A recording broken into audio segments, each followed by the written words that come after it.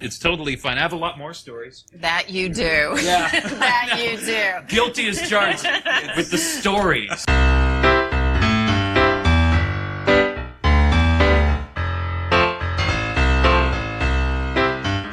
Hi, everybody. Welcome once again to I've Got Something to Say. Thank you so much for tuning in, downloading, streaming this podcast, however you're listening to it.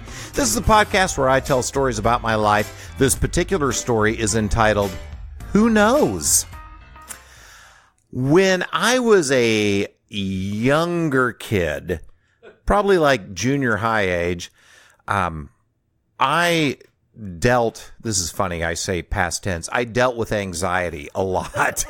What's funny is because anxiety has been my constant companion throughout my life. But in particular, I was recently reminded of a time when I was like junior high age. I was going to church and my Sunday school teacher was a guy named Doug Day. Not the Doug Day I graduated high school with. Come on.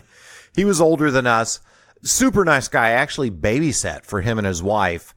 And he was into what we would call like alternative holistic stuff at the time.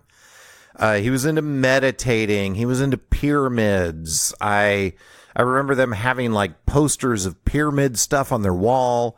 I had been told by one of the kids in my Sunday school class that he would sit and meditate in a pyramid, which I thought, now that's weird stuff right there. Holy cow.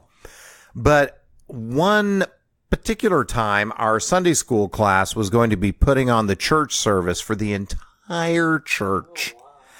And so each of us had a part to play, and I was, if my memory serves correct, I was given one of the bigger parts to play. Like it wasn't just stand up and give a prayer, but I had to give a testimony and talk about, why the church was important and why, God was important to me. And as we got closer and closer to time, I remember getting more and more nervous. Even though I was going up in front of an incredibly friendly crowd, I just didn't want to make a moron out of myself, which I've done a time or two in my life.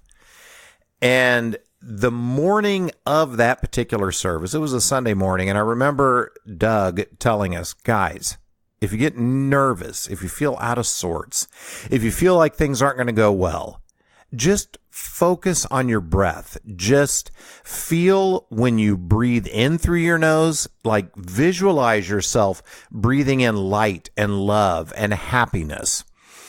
And then when you breathe out, visualize like anything that's negative, fear or anything like that coming out. And then you're breathing in the good, you're breathing out the bad. And I thought, okay, I could use this because I'm nervous as crap right now. I want to do a good job. I want to put on a good service for the people. I want them to be entertained. I want them to love God. I want them to come away going, I got something from this. This was time well spent. I didn't waste my Sunday morning when I could have been watching All-Star Wrestling. I came to church, and by God, I'm glad I did. And so it came my time to go up, and I was sitting up in front of the Second Church congregation. That was the name of my congregation. And I remember like, oh God, okay, I am nervous as, can we say shit? Sure. Okay, I was nervous as shit. And so I'm like, oh wait, I remember Doug said to focus on my breath. So I'm just going to breathe in the light. I'm going to breathe out the negative. So here we go. With the positive. Oh, that feels good. Oh, out with the negative. Okay. Oh, yeah. And it didn't work. Oh, no. And I thought, what a load of bull crap this is. I got up, I tanked. I'm sure everybody wishes that they had watched Bulldog Bob Brown wrestle Handsome Harley Race, but instead they were at church watching some, junior high age kid just totally tank in front of everybody. And I thought, okay, well, what a load of bullshit this guy laid on us. This doesn't work. Breathe. Focus on your breath. Ha, ha, ha. Fast forward about 36 years, I'm in a job that I feel like is about to end. Like financially, things aren't going well for the company. So I find an app on my phone called Headspace, and I start meditating with the Headspace app. The first few times I do it, it's a train wreck. My mind's going 1,000 miles an hour. This isn't helping. This is dumb. If we use the R word, I would probably describe it with that. We don't use that anymore. And for whatever reason, I kept at it. That was 3 years ago, 2 years ago now. I've kept at it every day since then. Thank you. Thank you for the applause. So last night, I'm in my house. I go to bed before my lovely wife, Jane. And we don't need to play that. They've heard it 1,000 times. She comes into bed. I kind of wake up a little bit because, the bed's rustling around. All of a sudden, I hear a beep.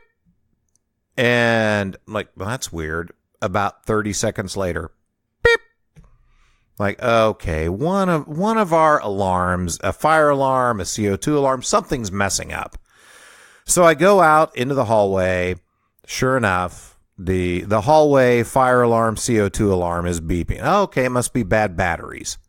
So I go, I find new I'm half asleep, so it's not a fun process. Find new batteries, I put them in. Wait a minute. Actually, I go back to bed. Beep. I'm like, you got to be freaking kidding me. I come back out. Okay, I need to test these batteries. I test the batteries. At this point, I've been up an hour. It's like 1:30 in the morning. The batteries were fine. Put them back in. Wait a little bit. Beep. Okay. Well, this requires a Google. I do a Google. Well, guess what? If you've had an alarm up for 7 years, it's going to beep about every 30 seconds to tell you it's time to buy a new alarm. Batteries good or batteries bad, you got to get a new alarm. So I have to figure out how to disconnect this because it's not just an alarm that's on the ceiling with batteries in it. It's plugged into our alarm system, and what a pain this is. So by the time I get all of that done, I've been up 2 hours. I'm wide awake. I'm like, I got to get up in 3 hours and go work out with Roberto.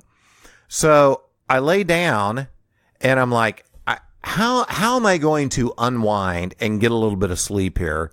And I think, oh, you know what? I've been meditating for a couple of years. I'm just going to focus on my breath. So I just start breathing and I focus on the breath going in and the breath coming out and the breath going in and the breath coming out. And I can feel myself start to settle down a little bit. Like, okay, I think I'm going to get sleep. All of a sudden, I flash back to Doug Day back in 1981, 82, whatever year that might have been. I disparaged the advice that he gave us, but he was right on all the time. It really is about having that singular focus on your breath or whatever. Turns out you can't just do it one time and have it work. However, just like eating well, working out, you've got to spend a little time and make it a habit. And then it actually can add to the quality of your life, and it can pull away those bad feelings, the nervousness, the fear, or whatever. So, Doug Day, if you're out there listening, my apologies to you from me and from everyone here at I've Got Something to Say. Thanks so much for listening. It's been a pleasure talking to you about the neuroses in my life, and I can't wait to talk to you about it more later on. Thanks so much for tuning in. Hey, big thanks to Paul and the folks here at KCTK Radio for making this happen.